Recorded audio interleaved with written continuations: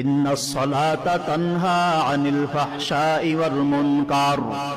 আল্লাহ তাআলার ঘোষণা হলো, নবী উম্মতের জানায়া দেন, আমি আল্লাহ তাআলা বললাম, এই নামাজ বান্দাকে সকল প্রকার ঘৃণিত কাজ থেকে ফিরাইয়া নিয়ে আসবে। শুধু তাই না, বান্দা জাহান্নামী বান্দাটাকেও নামাজ জান্নাতি বানায়া দিতে পারে। ও নবী উম্মতের বলে দেন, কোন মানুষ যদি দৈনিক 5 বেলার নামাজ নামক ঔষধটা 5 বার সেবন করতে পারে, ওই বান্দা নিজেকে যত বড় গুনাহের কাজে জড়াইয়া রাখুক না কেন, নিজেকে যত বড় গুনাহের কাজে শামিল রাখুক না কেন, নবী কোনো চিন্তা নাই, কোনো ভয় নাই, কোনো পেরেশানি নাই। উম্মতের জানায়া দেন, উম্মত যদি 5 বেলার নামাজ ঘরে বাইরে চালু করতে পারে, আমি আল্লাহ মাসুম বাচ্চা মায়ের পেট থেকে বের হইলে যেইভাবে নিষ্পাপ বেগুনাহ থাকে, আমি আল্লাহ তাআলা 5 বেলার নামাজের বিনিময় ওই